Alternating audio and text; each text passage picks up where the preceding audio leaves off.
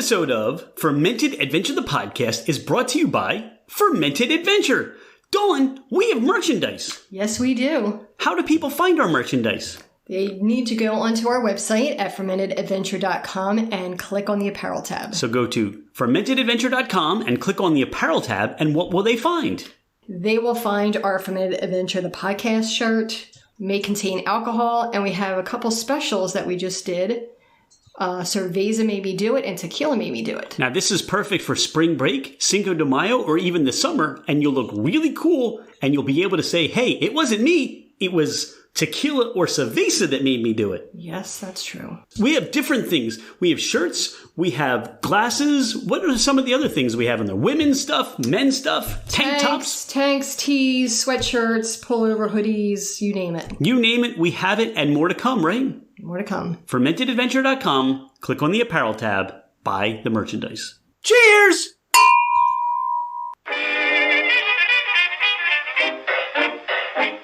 Hello, ladies and gentlemen, craft spirit enthusiasts, and those interested in the intoxicating world of craft distilleries, cideries, meaderies, wineries, and the occasional foray into breweries. It's Rich Shane, and welcome to Fermented Adventure, the podcast, where we bring you the fascinating people that are making the mash, fermenting, distilling, bottling, pouring, and delivering to you some of the finest libations in the world. Before we get started, here are a few housekeeping items. Thank you for bringing the podcast into wherever you are and whatever you're doing. We truly are grateful that you have chosen to listen and make us part of your day. It would mean the world to us if you left a 5-star review. This helps us climb in the rankings, and it makes it easier for others to find us. Don't hesitate to leave us your comments as well. If the podcast didn't meet your expectations, tell us why. We're always striving to improve. You can find us at fermentedadventure.com. We are on Instagram and Facebook as Fermented Adventure. Email us at fermentedadventure@gmail.com.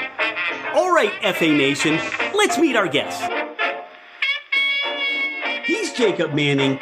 She's Abbe Hyde. I'm Rich Shane, and this is Fermented Adventure, the podcast. Today, we're going to talk wine, more specifically, Winelys. Abbe and Jacob, welcome to the podcast. Thank you so much, Rich, for having us. I'm excited to be here. And again, this is one of my favorite topics. So this will be a great conversation.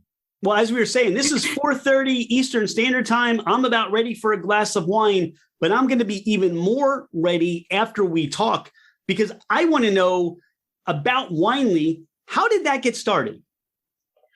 So that's a great journey. Of course, like everything, it was quite a long startup journey. Originally, it actually came out of a biotechnology piece of research that I did in the lab. And I've always been passionate about fermentation, the fermentation industry and biology.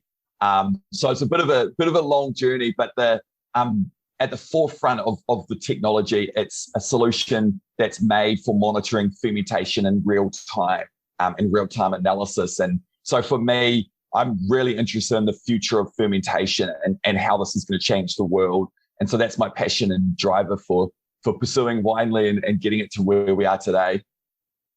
Now, for you and Abbe, what was the impetus to just start this as a company? And I got to ask you, at some point, we're going to talk about your passion for fermentation because we're called Fermented Adventure. So we're passionate about what comes out of fermentation for the most part. But what was the impetus to just start the company? How did that go about?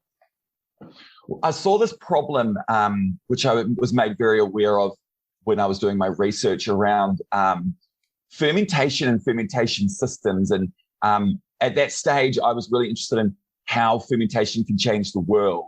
And the solution that we were looking at and what we wanted to produce and provide to the market was a very advanced piece of technology for all the traditional fermentation type industries. And once you sort of move a technology out of an academic institute and you start exploring its applications, I realized that there were some very big problems particularly in the wine industry that could be solved with simple technology solutions. And so we went out there and we wanted to solve some of the big health and safety concerns around people working at heights on catwalks, which was an identified hazard. And we've had a few deaths in the industry of people, getting too close to the gas and knocking themselves out and falling off a catwalk. And the facilities that we work with tend to be enormous sites. So it's quite a hazardous environment. So we wanted to automatically sample all of those tanks so that there's less sort of rote tasks around going up and taking samples from the wine and ensuring that that wine maintains great quality.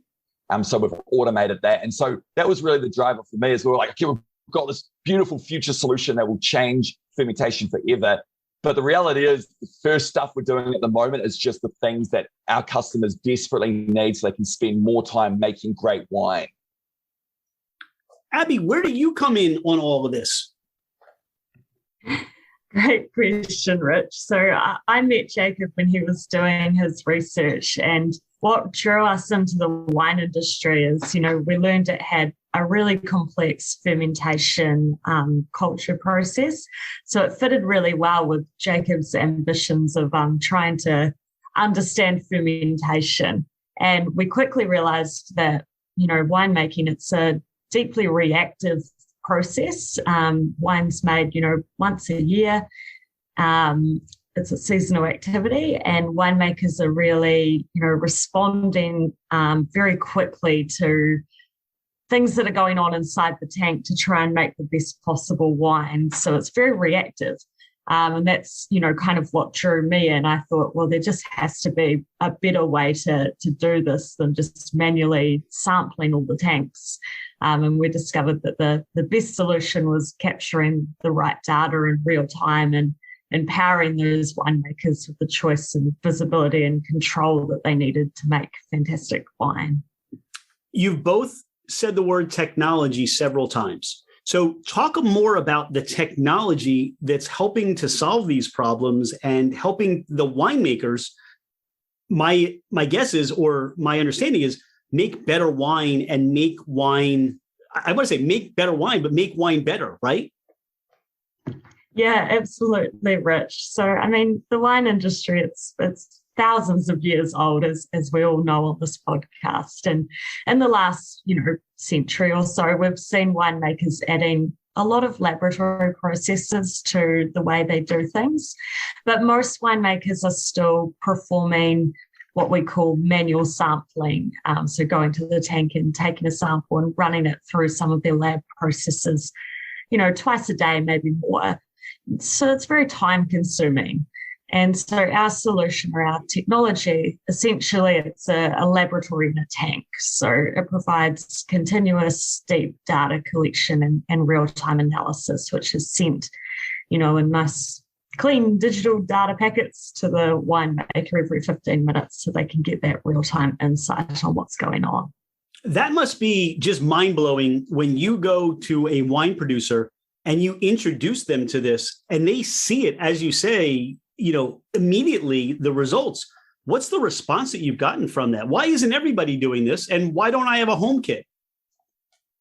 Oh, that's a very, very apt way of describing things. We the first customers we spoke with, we didn't realize they were going from something that was like truly analog to something that's really digital. We thought there was something in between, and we have blown a lot of winemakers' minds. Like just when they grab their phone out and they're like, oh my gosh, I could just have all this data on my phone. I don't like in real time, as opposed to I have to I will get up at 6 a.m. if I have to and do a run in order to maintain quality on, especially on my 150 bottles of wine. Like, no, I just get to roll over in bed, look at my phone and be like, all right, I might need to go into the winery a little early this morning. So it is like, for them, it is quite an exciting moment. Jacob, you mentioned, as you were talking about discovering or working on this technology, your passion for fermentation. And I'm curious about your passion for fermentation. Talk about that. I honestly believe fermentation will change the world. And that is super exciting. So we know traditional fermentation, we of course make all sorts of food across the planet. And it's a lot of that, like Abbe said, it's a very ancient process. Fermentation, we build foods, we build drinks, we build fuels. But the potential for fermentation to really have a big impact and help the world is just around the corner. And that's the stuff that really inspires me. But we need to help humanity unlock a lot of potential before that becomes an accessible reality. So someone who really inspires me from Stanford University. He always speaks about how humanity using fermentation, humanity will have humanity will both be able to continue to grow at its current population. People will be able to continue to consume at their current rate, while maintaining, if not restoring, planet Earth to its former glory. So this truly could be a massive technology that's right around the corner, and it will dwarf both the internet and computing combined. And so that's the stuff that gets me really excited about how fermentation can be used to build all sorts of materials. All right, you've gotten me like I'm in chills right now. I'm like bubbling over to understand in your mind. I mean, fermentation saving the world. That's going to be my next T-shirt if you guys haven't cornered the market on that one. But where do you see the idea where the fermentation on a public global scale, where that's going to be the impact? Yeah, so naturally we're the world's leader in fermentation analysis in situ, and we're starting to work with some of these companies that they're working out how to use a yeast system to build new materials.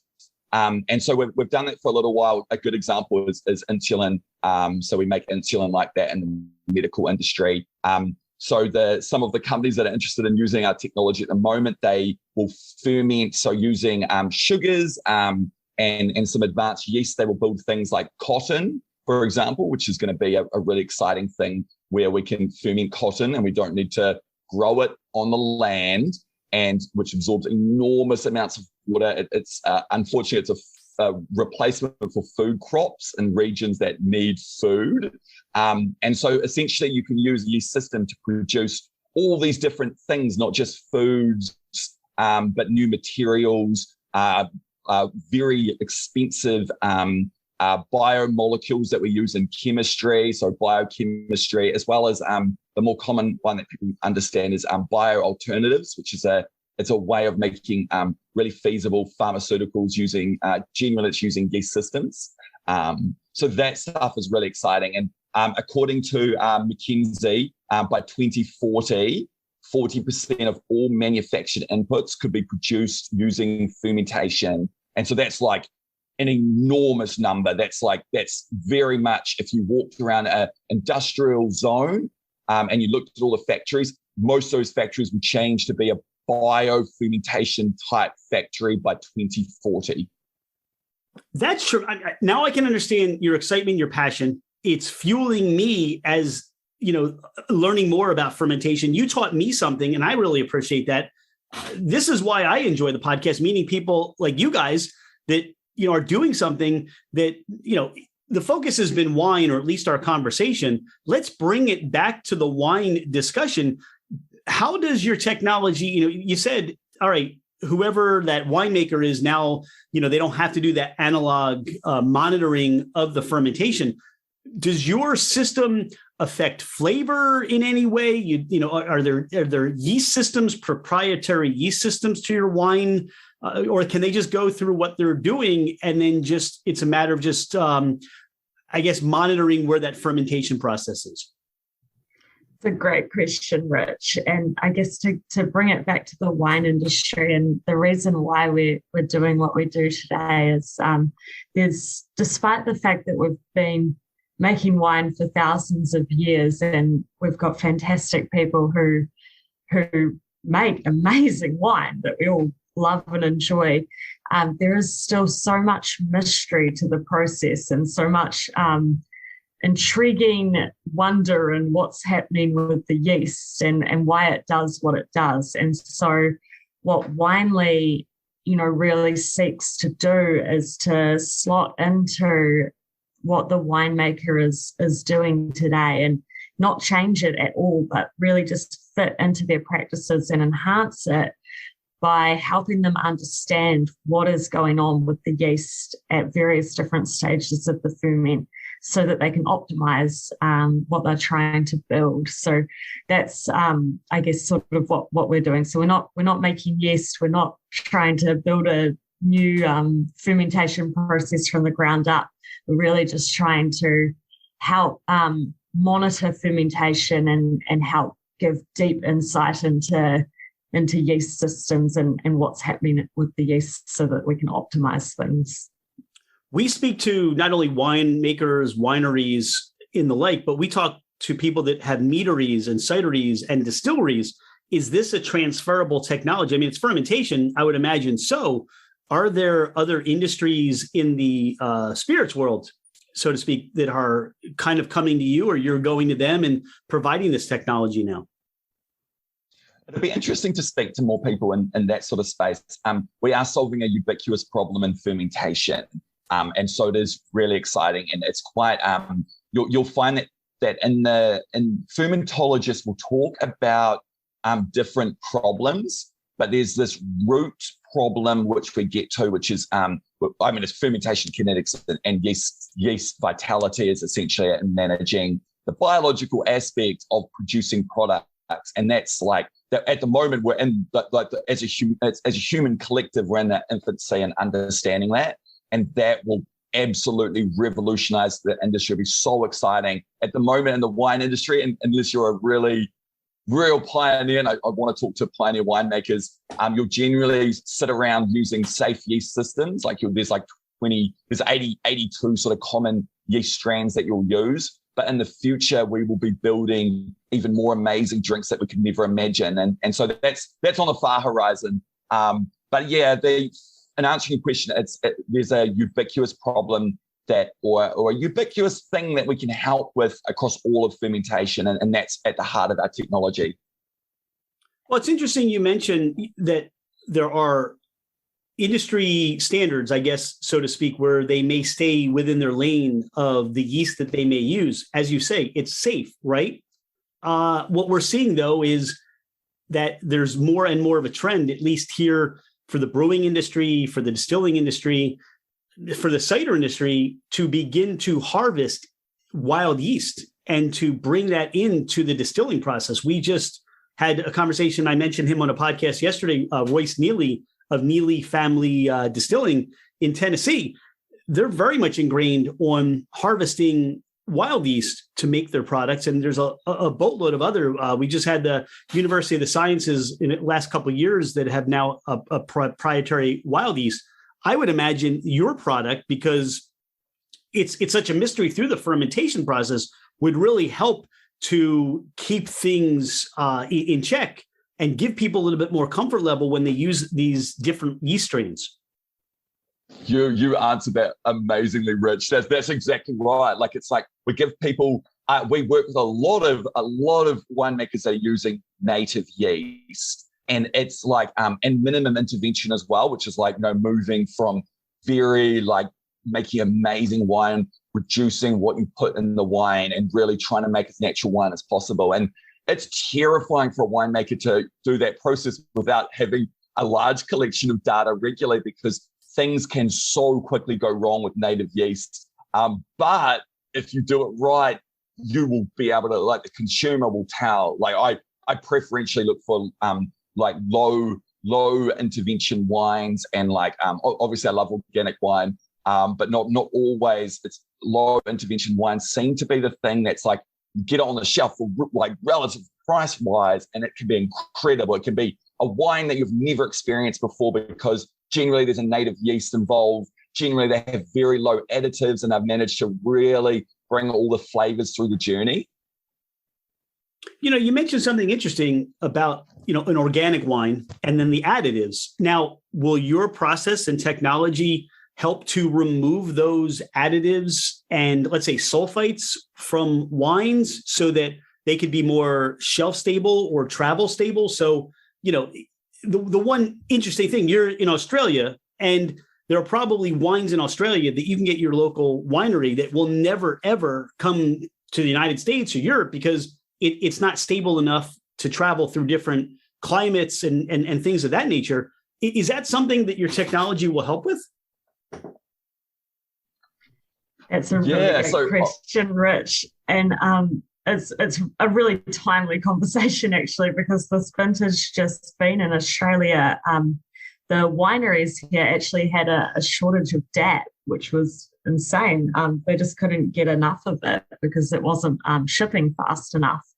And so we saw a lot of practices change where in the past, wineries may have done quite a lot of additions of what they generally will call like a just in case addition, right? It's a risk removal layer, so that they'll pop it in the wine as a risk removal.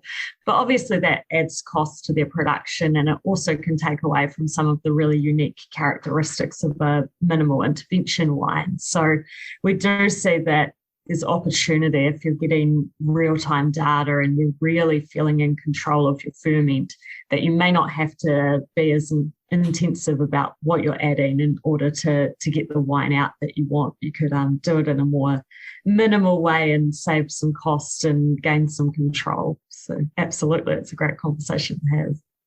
I think that's exciting to understand that if we can get a more pure wine, a more cleaner wine, that's something that takes wine drinking to the next level, in my opinion. And for people that I think that can say, all right, I don't like reds or I don't like whites, and this is why. And let's remember, sometimes the yeast itself has something to do with that. The aging process has something to do with that. But if you're able to bring out the character and the personality of the grape, because let's face it, that's really what enjoying and drinking wine is. It's bringing out that character. If you can do that and really amplify and bring a megaphone to what that grape was intended to do, to me, I mean, Jacob, you talk about, solving problems of the world and changing the world. You're changing the world for wine drinkers right there. I mean, I hope so, Rich. Yeah, no, I think you're right there. And we do have I think we've got the privilege that we work with some of the Da Vinci's of winemaking, and it's so interesting talking to them about technology because they are trying to harness any technology they can in order to build the end product that they vision from where the grapes are. And how do you harness that? When you talk to them, they're like, yeah, this is like what we can do, and you know that because when you drink their wine, it just resembles that. Regardless of whether, and this is very exciting for me, is that if the grapes are picked from similar sites and one of them go to like a legacy winemaker and one of them go to like, the bulk winemaker down the road, there will be an absolute difference between the end result in those wines. And that's becoming very, very obvious now in the industry. Obviously, great grapes are amazing as well, but for me, it's really interesting that we've kind of neglected the vineyard with technology and the ability to manage, because the customers that we work with are so hectic, just like Abbe touched on, like they're just reactive all the time. And so giving them some time back to truly work on their craft is going to absolutely see a resurgence in wine. I'm really excited about what the next couple of years will be like, and I'll share some of the wines that we've monitored, and we can make some observations on how different they could be from year to year. So when you say you share, are you allowed to talk about some of the wineries, wine producers that are using your technology now? We don't at the moment, but I think we'll make something official soon. For us, I mean, we've got a handful of like they're sort of just legacy winemakers that do smaller. They've just got, they just kind of retired and got their own little winery at the moment. But generally the large commercial winemakers, they tend to be searching for this sort of technology because they have so much volume to handle and they have such a degree in loss. And you could probably guess some of our big, but like the customers that we're dealing with over here are premium large. And that's a very hard market to hack when you're doing large volume export and you're wanting $1,000 a bottle. How do you manage that? And that's sort of our sweet spot at the moment. So right now, your focus is in the Australia market, or are you finding opportunities in the United States or in Europe or other wine producing areas? You could probably talk to this, Abbe. This is we're going to be in California this coming vintage, and we've done a little bit up in California we have friends up there and connections up there that couldn't wait to use the technology. But we'll be deploying technology in this year with, again, we're really focusing on innovative wineries that are really like focused on data-driven decisions and like how can we help align with what their goals are for achieving amazing wine as an outcome. And so so we're working in California this year. You probably have some notes to add on that, Abbe.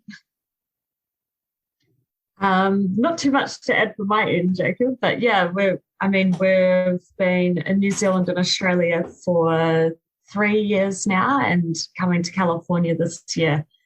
So we're super excited to see a bit more of some of the facilities and over there and the practices. We do feel quite familiar with them. Like Jacob says, we've been in with a few wineries just in a super exclusive closed manner in the past, but a little bit more open this vintage. So it'll be cool to meet some wineries that are keen to get a bit innovative with their practices and try this technology. Yeah. It sounds to me like this is as you've developed the technology, it's been a quiet secret in the industry. And now you're ready to expand now that you've honed your technology to anybody that would like to sit down and talk to you who can add this to the process, right?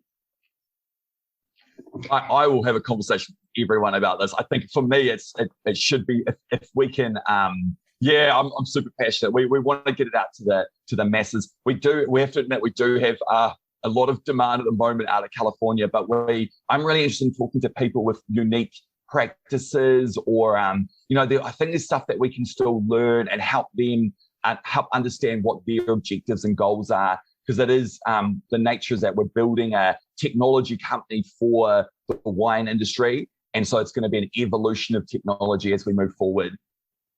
Is there an entrance point? Do you have to produce at a certain level, or are you looking to talk to anybody in the wine industry right now? Or is there a certain volume that you want to stay with? There's no criteria on volume. We talk to wineries that have 5 tanks out the back of their shed and are just making the most amazing wine, all the way through to wineries with 30,000 ton crush capacity and higher that want to hone their practices. For us, it's about talking to wineries that are really looking for better ways of doing things and looking for ways to improve the quality of their wine and ways to get more insights on what's going on and be able to sleep at night a little bit easier as well.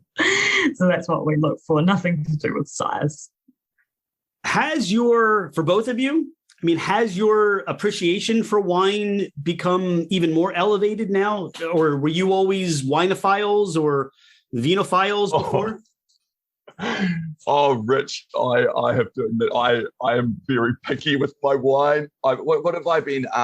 It has changed. It wasn't intentional, but I've been drinking some amazing wine lately, and I do. Like the last, I have to admit, I did have a bottle of wine. It was the other night after our board meeting, and that was very enjoyable. And I had to. I'm really into my Malbecs at the moment, and there's I have to admit, Rich, I have an elevated taste now. I think I can't go back to other wines very easily. An idea or thought popped into my head, because I know for sake producers, because the climate is changing there, it's not as cold as it used to be. Has anybody approached you through the fermentation process for sake? Yeah, no, we have been approached by that industry. Oh my gosh, I have to say I would be fascinated to understand that fermentation process. It will be very exciting once we start looking across at all of these different fermentation types and what's unique about each of them as well. I'm super excited. There's so much out there for both of you and your company to really explore. And wine, to me, is the tip of the spear with all the things you're going to produce with fermentation. But if you look, again, as we talked about, you could approach people in the bourbon industry, the whiskey industry, the mead site. It's limitless, right? It was I was recently up at one of the conferences in Singapore, and they wanted, what was it? They were really focused on soy sauce. And it was like, and I didn't realize this, but there's like $150 bottles of soy sauce out there. And there's like, so they also have a fermentation range and quality there. And so that was like, I think I need to go back to pen and paper and have a look at some of these other practices. And because you often overlook some of them, like there's some pretty interesting stuff happening and that we could slot into. And for them, they were like, this is actually the kind of thing we've been looking for again, legacy industry, but now one that wants to be able to scale quality product. And so that's really exciting. I'll tell you what, I didn't know what to expect. Learning a little bit about your company in the beginning, now I want to know more. So my question is, how do people find you? How do people follow you? How do people keep up with your story? Just so they can, if they want to engage for business-wise, or they just want to learn more about the fermentation and the technology you have, how do people find you? That's a great question. So we have a website, obviously, winely.ai. And we're also pretty active on LinkedIn, which we're just Winely on there. So very easy to find on LinkedIn. And we're across all the other socials as well. But I feel like we're most active on LinkedIn. So that's a good spot. Or just direct to our website, has our contact details as well. I'm really surprised you guys don't have a TikTok channel. Maybe you do. I don't know. I mean, I can see you guys doing some TikTok with your fermentation. I can see it. This has been a lot of fun. This is very informative to me. Is there anything that we have not spoken about in our time together that you just want to interject and make sure people know? I don't think you've left anything off the table, Rich. You've done a fantastic job. So thank you so much for having us. You're my new best friend. We can drink some wine together in California. Well, right now we're just outside of Philadelphia, but if you guys make it to the Eastern Coast, we'll try to find a way to get together. It's on the cards, so we might just hit you up this year about that. We'll be over there towards the end of the year, so that'll be pretty exciting. I'll tell you, that would be fun because then we can drink wine together and talk about. I always love talking to people about what they experience in whatever they're drinking, and to the idea that sitting down with what you're doing and drawing out your knowledge and thoughts about the wine, that would be so much fun for to do with you guys. Oh, we'll try and sneak you in some hidden gems from Australia and New Zealand. We've got a few very, very cool wines over here, and they are you wouldn't be able to even identify them in the supermarket. They don't make the supermarket, but they're just, you look at the label and you're like, what even is that? But man, are they great winemakers. So we can try and find you a couple of gems. I will not turn that down, Jacob. I want to thank you guys for your time. Abbe and Jacob, Winely.